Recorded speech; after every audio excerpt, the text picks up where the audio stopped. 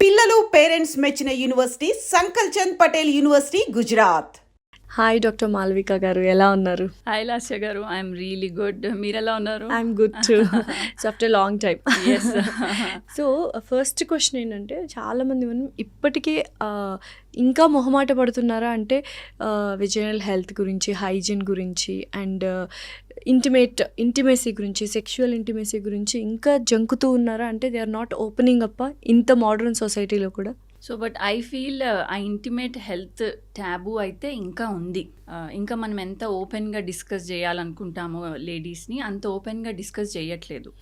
But as such ముందు కంటే better ఇప్పుడు మనం. Maybe because of social media awareness అయి ఉండొచ్చు, లేకపోతే మనం చాలా డాక్టర్స్ మాట్లాడుతున్నారు, గూగుల్లో ఆర్టిఫిషియల్ ఇంటెలిజెన్స్ కూడా మనకి చాలా ఇస్తుంది information. So I think all these things వల్ల it is become much better than before. Okay. But I feel ఇంకా చాలా అవేర్నెస్ పెరగాలి. మేబీ బికాజ్ ఎట్లా ఎడ్యుకేషన్ వైజ్ పెరగాలి. మేబీ స్కూలింగ్లోనే మెన్స్ట్రల్ హెల్త్ స్టార్ట్ చేయటము. అప్పుడు గర్ల్స్ ఏమవుతుంది, చిన్న ఏజ్లోనే వాళ్ళకి మనం అన్నీ ఎక్స్ప్లెయిన్ చేస్తాం కాబట్టి వాళ్ళకి టాకింగ్ టు దేర్ మదర్స్ అని, టాకింగ్ టు దేర్ గైనకాలజిస్ట్ అని స్కూల్లో కూడా చెప్తారు కదా. So talking to their friends, ఇవన్నీ చిన్నప్పుడే అలవాటు అయిపోతే యాజ్ సచ్ వాళ్ళు పెరుగుతున్న కొద్ది కూడా వాళ్ళకి అది ట్యాబు లాగా అనిపించదు.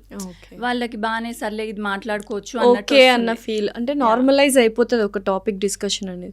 అయితే ఏజ్ వైజ్ మనం మాట్లాడుకుంటే ఇంటిమేట్ హెల్త్ ఏరియా గురించి కానీ, వెజైనల్ హెల్త్ గురించి, ఎస్పెషల్లీ విమెన్ గురించి మాట్లాడుకుంటే ఏ ఏజ్ నుంచి they have to take care of their health? Intimate ఏరియాస్లో కానీ, ప్రైవేట్ ఏరియాస్లో కానీ 6 months, 1 year, 2 years, after that 4 years తర్వాత మనమే టేక్ కేర్ చేస్తాం. 6 years నుంచో లేకపోతే 8 years నుంచో వాళ్ళే స్నానం చేసుకోవడం ఇలా ఉంటుంది కదా. So what is the normal basic things they have to take care so that parents చూస్తున్నా కూడా వాళ్ళ మదర్స్ వెళ్ళి వాళ్ళకి చెప్పడం అనేది ఉంటుంది అనమాట. ఇది మళ్ళీ చాలా చిన్నప్పుడే స్టార్ట్ చేసేయాలి. మీరు చెప్పినట్టు 5 years, 6 years ఇంకా మనము జనరల్లీ వాళ్ళకి చెప్తాము, టాయిలెట్ ట్రైనింగ్ అవన్నీ ఉంటాయి కాబట్టి.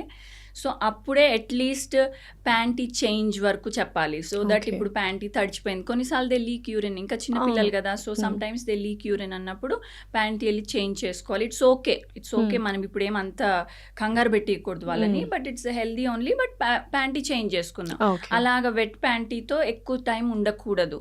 అలా అని మదర్స్ వాళ్ళకి అలవాటు చేయాలి. ఎక్కడికి వెళ్ళినా కానీ ఒక స్పేర్ ప్యాంటీ బ్యాగ్లో పెట్టుకుని వెళ్ళటం అట్లాగా. And fabric is also very important for panties ఇవన్నీ. So a kind of fabric ఎక్కువ యూస్ చేయడం బెటర్? ఇప్పుడు ఏవేవో వచ్చేసాయి అని పిల్లలకు డిఫరెంట్ కైండ్ ఆఫ్, అంటే ఆ ఫ్యాబ్రిక్ చూస్తేనే భయం. సాటిన్ ఫ్యాబ్రిక్ కూడా వచ్చేసింది మనకు ప్యాంటీస్లో, but which is not good and which is not healthy. So a kind of fabric is very good for the panties? So 100% cotton only is very good. So that it will absorb well, skin irritation ఉండదు, and అది wet అయినప్పుడు మనకి వెంటనే తెలిసిపోతుంది. And ఆ wetness అది absorb చేసుకుంటుంది. Suppose if you take something like a satin panties and all, అది అబ్జార్బ్ చెయ్యదు, అక్కడ వెట్గానే ఉంటుంది. సో దానికంటే కాటన్ అంటే అది పీల్ చేసుకుని అది వెట్ అవుతుంది కానీ మన స్కిన్ ఏరియాని డ్రైగా పెడుతుంది.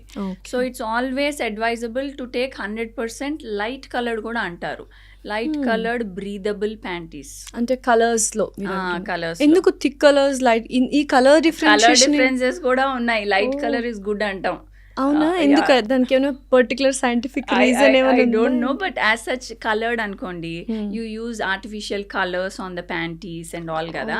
వైట్ అంటే ఇట్స్ న్యాచురల్ కాటన్, లైక్ వాళ్ళు ఏం ఆర్టిఫిషియల్ కలర్స్ వాడనట్టు. అన్లెస్ అండ్ అంటిల్ మనకు ఎక్కడి నుంచి వచ్చిందో తెలిస్తే దట్స్ ఫైన్. ఆర్ ఎల్స్ మనకు తెలియకపోతే what artificial colours we are using and all అన్నట్టు. As such white colour, light colour is good అని.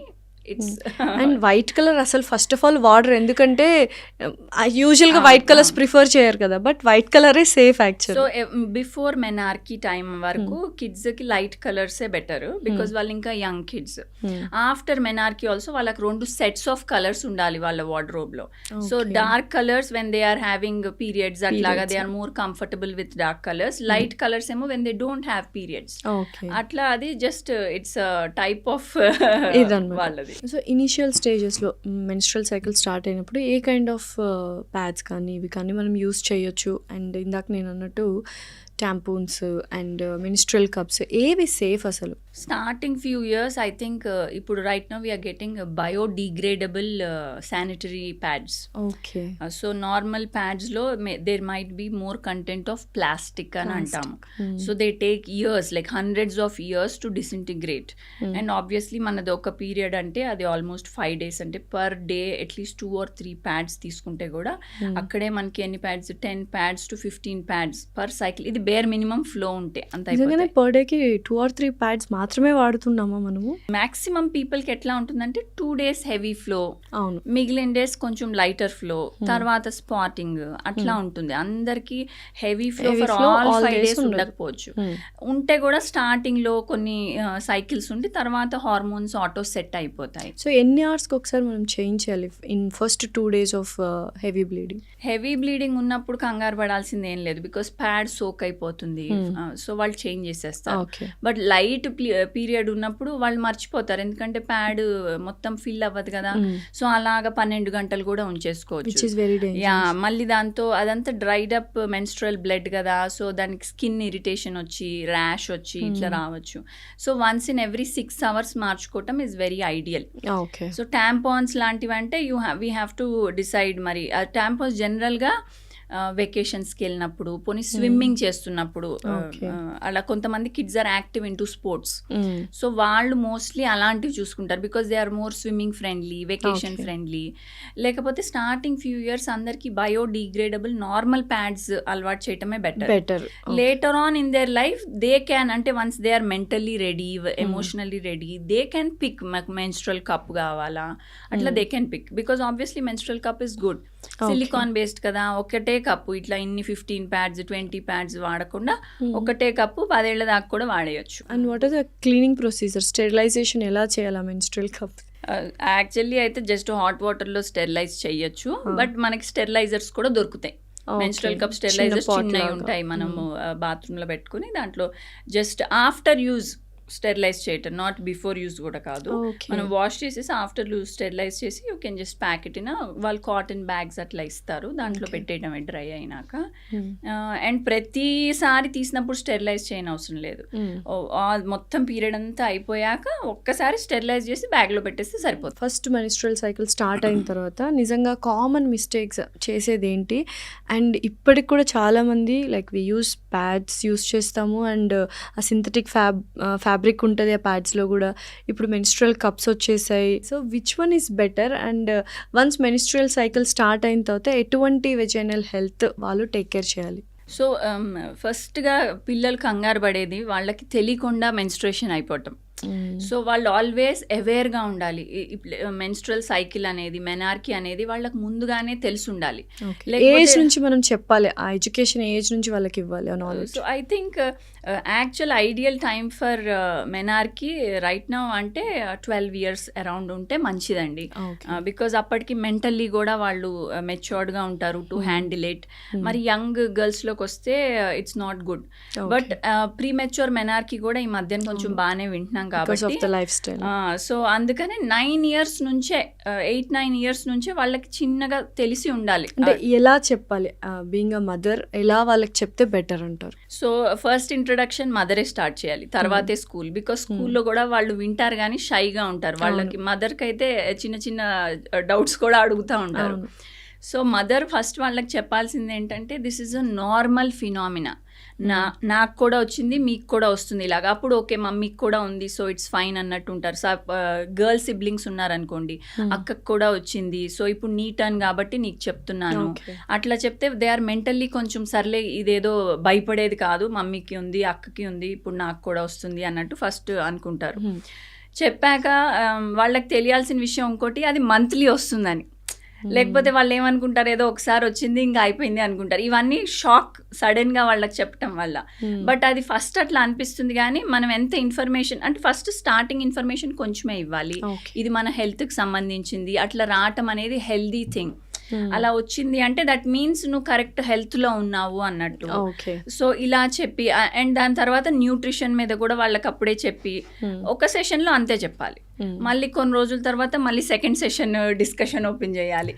వాళ్ళ ఫ్రెండ్స్కి ఎవరికైనా వచ్చింది అంటే వాళ్ళు వచ్చి చెప్తారు ఇట్లా వాళ్ళకి వచ్చిందంట అంటే అప్పుడు మనం డిస్కస్ చేసుకోవాలి. లేకపోతే మన ఫ్యామిలీ ఫ్రెండ్స్ రిలేటివ్స్కో వాళ్ళకి అట్లా అయిందంట వాళ్ళ ఎక్స్పీరియన్సెస్ వీళ్ళతో షేర్ చేసుకోవాలి. అప్పుడు they see different set of experiences, they feel that's normal, కంగారు పడాల్సింది ఏం లేదు వాళ్ళకి ఇట్లా అయింది అన్నట్టు. అండ్ అప్పటి నుంచి అండ్ వాళ్ళకి తెలియాలి ఎప్పటి నుంచి ఒక ప్యాడ్ బ్యాగ్లో పెట్టుకుని రెడీగా ఉండాలి అన్నట్టు. సో దట్ ఎనీ ఎమర్జెన్సీ అయినప్పుడు దే నో.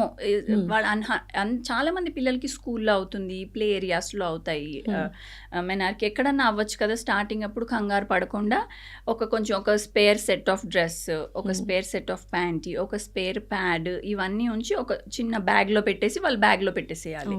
అలా పెడితే వాళ్ళు ఎప్పుడైనా ఓకే నాకు ఇది అయింది వాళ్ళ టీచర్కో ఎవరికో సేఫ్ వాళ్ళకి ఎవరికి చెప్పొచ్చు, అది కూడా ఎక్స్ప్లెయిన్ చేయాలి. ఇట్లా సడన్గా అవుతే ఎవరికి చెప్పాలి, వాళ్ళకి అన్నీ చెప్తే they'll go look out for that person. అలా వెళ్ళి వాళ్ళకి చెప్పి మన నెంబర్ వాళ్ళకి తెలిసి ఉండాలి, మమ్మీకి ఫోన్ చేయొచ్చు. ఇలా అన్ని every school has a health wing in that school. Particular ఫీమేల్స్కి వెళ్ళి చెప్తే సో అక్కడ ఒక నర్స్ వాళ్ళందరూ ఉంటారు ఇన్ఫర్మరీలో. సో ఆ నర్స్కి వెళ్ళి చెప్పచ్చు, they'll tell them to relax. వాళ్ళకి కొంతమందికి పెయిన్ఫుల్గా కూడా ఉంటాయి ఫస్ట్ ఫ్యూ పీరియడ్స్. సో అందుకనే they tell them to relax, కొంచెం హాట్ వాటర్ బ్యాగ్ ఇవ్వటము ఇవన్నీ చేస్తారు. చేస్తే దే ఆర్ ఆల్సో ఓకే ఇది సేఫ్ ఎన్వైర్న్మెంట్ అని ఉంటాయి. అసలు నిజంగానే ప్రైవేట్ ఏరియాస్ మనము ఈ కెమికల్స్ ఉన్న డెటాల్ కానీ మైల్డ్గా ఉన్న సోప్స్ కానీ యూస్ చేయొచ్చా? అసలు అక్కడ ఓన్లీ విత్ వాటరే క్లీన్ చేయాలి అని చాలామంది చెప్పారు doctors, but they don't listen. జనరల్గా వై బికాజ్ ఈ what ever vaginal discharge, suppose menstrual discharge అది వచ్చినప్పుడు కూడా ఒక మెటాలిక్ టింజ్ ఉంటుంది, smell. That's because of iron in the menstrual blood. So అట్లానే వెజైనల్ డిశ్చార్జ్ కూడా ఒక ఫెమినిన్ ఓడర్ లాంటిది ఉంటుంది. సో కొంతమందికి ఆ ఓడర్ నచ్చక they keep repeatedly washing it. But అది న్యాచురల్ బాడీ ఓడర్. ఇన్ఫెక్షన్ అయితే వేరేలాగా ఉంటుంది, they even have itching and it's foul smelling. So ఆ టైంలో it's a different story, but on an average it is advisable to wash intimate area cold water tho, not hot water, because hot water mana skin ni podi baar chestundi. Cold water aithe skin oils bauntai, natural oil skin bauntai. So andukane manam cold water tho wash chesukovali. Once a day kavalante obviously manam snanam ela chestamu atla body wash laga intimate washes vastayi. Intimate washes only thing entante vaginal pH, intimate area pH ni acidic pedtayi. Okay. So normal body washes alkaline చేసేస్తాయి మన skin surface. So అయితే ఇప్పుడు ఎవరు సపరేట్గా intimate పార్ట్స్కి సపరేట్గా ఎవరు use చేయట్లేదు కదా. So is that mandatory to use or it is good to use? It's obviously good to use. Mandatory అయితే ఇంకా బెటర్. గుడ్ టు యూజ్ మ్యాండేటరీ అయిపోతుంది over a period of time. ఎట్లా అంటే ఇప్పుడు చూడండి, ఇదివరకు అయితే ఒక సబ్ వచ్చేది, నాట్ లైక్ బాడీ వాషెస్ కాదు, ఒక కోర్స్ సబ్ వచ్చేది. ఆ కోర్స్ సబ్బే బాడీ మొత్తానికి. ఇప్పుడు ఎట్లా బాడీ వాషెస్ కి షిఫ్ట్ అయింది. దాని తర్వాత ఏమైంది, డర్మటాలజిస్ట్ వాళ్ళ ఎక్స్పీరియన్స్ చెప్పడం వల్ల ఫేస్ వరకు ఫేస్ వాష్ వాడండి, మిగిలిన బాడీ వాష్ వాడండి అని అందరు. ఇప్పుడు no one is using body wash on the face, everyone has their own face wash. So అట్లానే ఇంటిమేట్ ఏరియా వాషెస్ కూడా డెలికేట్ అంటే గుడ్వి తీసుకుని ఎసిడిక్ పిహెచ్ మెయింటైన్ చేసేవి they have to use at least only once a day. కొంతమంది రిపీటెడ్గా బాత్రూమ్కి వెళ్ళిన ప్రతిసారి వాడతారు, అట్లా కాకుండా జస్ట్ వన్స్ అ డే వాడటం ఇస్ గుడ్. సో ఇప్పుడు యూజువల్గా చాలామంది వెజైనల్ హెల్త్ అంటే ఒక ఐడియా వచ్చేసింది, దాన్ని ఇంకా ఎక్స్టెండ్ చేసి ఫర్దర్గా they want to beautify it. So ఈ వైటనింగ్స్, వెజైనల్ వైటనింగ్ కానీ ఇవన్నీ ఎంతవరకు గుడ్? నేను చెప్పేది అంటే అందరూ లేడీస్ తెలుసుకోవాల్సిన విషయం ఏంటంటే, మన హార్మోన్స్ మూలాన మన మెనార్కి తర్వాత హార్మోన్స్ సడన్గా రావటం వల్ల కొంచెం intimate area darker than the exposed area, darker than face or dark breast is suppose to be most fair area in the body because it's always covered. So అంత fair area, next comes the face and all that. So అంత fairness intimate ఏరియాకి ఉండదు అసలు. First thing అక్కడ hormones menarche తర్వాత ఇంకా అది కొంచెం డార్కర్ అయిపోతుంది. అండ్ సెకండ్ థింగ్ ఏంటంటే, చాలామంది ఇప్పుడు మెనార్కి తర్వాత అప్పటి వరకు ప్యూబిక్ హెయిర్ అనేది ఉండదు. దాని తర్వాత కొంచెం ప్యూబిక్ హెయిర్ స్టార్ట్ అవుతుంది, అండర్ ఆర్మ్స్ హెయిర్ స్టార్ట్ అవుతుంది. సో వాళ్ళకి ఇష్టం ఉండదు కొంతమందికి. So they keep shaving the hair or they keep trimming the hair, లేకపోతే కొన్ని పీల్స్ అని అట్లా దొరుకుతాయి కదా మన హెయిర్ రిమూవల్ క్రీమ్స్. సో ఆ క్రీమ్ వాడేసి తీసి అదన్నీ chemicals. Definitely black. Yes. So ఎప్పుడైతే ఇవి చేస్తామో ఫస్ట్ ఇన్ఫ్లమేషన్ అవుతుంది, ఫస్ట్ రెడ్నెస్ అవుతాయి. ఇప్పుడు మీరు ఆ కెమికల్ పెట్టుకున్నాక ఫస్ట్ రెడ్ అవుతుంది స్కిన్, తర్వాత పిగ్మెంట్ అవుతుంది. So it's called post inflammatory pigmentation అంటాము. అండ్ ఎంత షేవింగ్ చేసుకున్నా మైక్రో కట్స్ ఉంటాయి, అవి నీళ్లు పోసుకున్నాక మండుతాయి, కంటికి కూడా కనిపించవు కొన్నిసార్లు. అండ్ ఆ ఇంటిమేట్ ఏరియా ఎలా ఉంటుందంటే ఒక చిన్న ఫాలిక్యులైటిస్, పింపుల్స్ అంటాను చూడండి, అట్లా ఫాలిక్యులైటిస్ వస్తే అవి స్ప్రెడ్ అవుతాయి. అండ్ ఆ ఫాలిక్యులైటిస్ ఉంటే అది మొత్తం మానకు ముందే మళ్ళీ వాళ్ళు నెక్స్ట్ సెషన్ ఆఫ్ షేవింగ్కి రెడీ అయిపోతారు. అండ్ ఇప్పుడు షేవింగ్ చేసుకున్నాక ఫ్రెష్ హెయిర్ వస్తాయి. ఫ్రెష్ హెయిర్ చాలా పోకీగా ఉంటాయి, బికాజ్ అవి థిక్ హెయిర్ కదా, అండ్ ఇచ్చింగ్ ఉంటుంది. సో దానికి స్క్రాచ్ చేసుకుంటారు. స్క్రాచ్ చేసుకుంటే మళ్ళీ అక్కడ రెడ్నెస్ వచ్చి మళ్ళీ కట్స్ అయ్యి.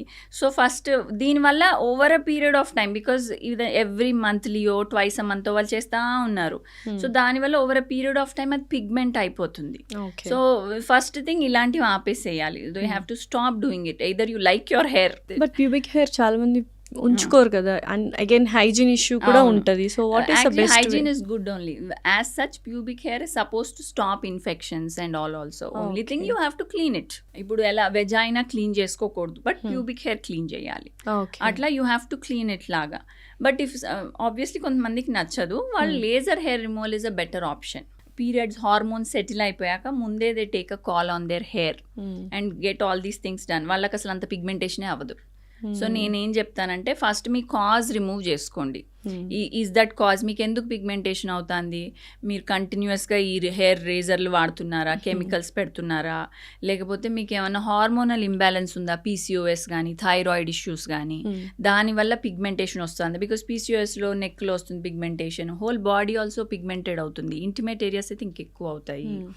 లేకపోతే వెజైనల్ ఇన్ఫెక్షన్స్ వల్ల వెజైనల్ డిశ్చార్జ్ వచ్చి అది రెడ్నెస్ వచ్చి అట్లా ఏమన్నా వస్తుందా, లేకపోతే ఓవర్లీ సమ్ పీపుల్ ఓవర్గా హైజీనిక్ ఉంటే కూడా స్కిన్ని డ్రై చేసేస్తారు. ఆ డ్రై స్కిన్ ఇరిటేషన్ అయిపోయి పిగ్మెంటెడ్ అయిపోతుంది, ఎగ్జిమా అలాగయ్యి పిగ్మెంటెడ్ అవుతుంది. సో ఇట్లా ఏమన్నా కాజెస్ ఉన్నాయా? న్యాచురల్ కాజెస్ వరకు ఆపేసుకోవచ్చు, మిగిలినవి get it treated. So first అది చెయ్యాలి. సో వాళ్ళకి వాళ్ళ పిగ్మెంటేషన్ ఐడియా వచ్చి నా బాడీ పిగ్మెంటేషన్ ఇది, ఇంటిమేట్ ఏరియా పిగ్మెంటేషన్ ఇది, ఇంత ఇన్ఫర్మేషన్ ఉండాలి. ఇవన్నీ అయిపోయినాక కాజ్ కూడా ట్రీట్ చేశాక తర్వాత లైటనింగ్ కావాలి అంటే వీ హ్యావ్ ఆప్షన్స్. లైక్ కొన్ని ఇంటిమేట్ ఏరియా పీల్స్ అని ఉంటాయి, like glycolic acid, kojic acid peels ఉంటాయి, అండ్ క్యూ స్విచ్ లేజర్స్ ఉంటాయి. సో వీటితో మనం ఇప్పుడు చేస్తే ఎట్లా, మనకి ఇప్పుడు టాటూ ఉందనుకోండి, టాటూ రిమూవల్ క్యూ స్విచ్తో చేయొచ్చు. So that will only target ఆ మెలనిన్ పిగ్మెంట్, టాటూ పిగ్మెంట్ ఏదైతే ఆ ఇంక్ ఉందో దానినే టార్గెట్ చేసి అది లైటన్ చేస్తుంది. కంప్లీట్గా ఇరాడికేట్ చేయదు, అది కూడా మనం ఎంత ఎనర్జీ పెట్టినా కంప్లీట్గా పోదు, ఆల్మోస్ట్ 80% పోతుంది. సో అట్లానే మన ట్యాన్ కానీ, ట్యాన్ రిమూవల్ ఫేస్కి చేస్తారు, ఈవెంట్ టోనింగ్ అంటారు, ట్యాన్ రిమూవల్, అలానే ఇంటిమేట్ ఏరియా కూడా క్యూ స్విచ్ చేయొచ్చు. వెరీ పేషెంట్ ఫ్రెండ్లీ ఉంటుంది అది, వాళ్ళకి ఏమి ఇట్లా బాగా మండినట్టు హీట్ అట్లా ఏమి ఉండవు. కానీ ఇవన్నీ చేయటం వల్ల కూడా 1 షేడ్ తగ్గుతుంది, అంతేగాని వాళ్ళకేం 2-3 షేడ్స్ తగ్గిపోయి డిఫరెన్సెస్ వచ్చేసేయవు. అండ్ స్కిన్ అన్ఈవెన్గా ఉంటే ఈవెన్ టోన్ అవుతుంది, హెల్దీ అవుతుంది, న్యాచురల్ లుక్ వస్తుంది, ఆయిల్ అంతా it will be very perfect and nice.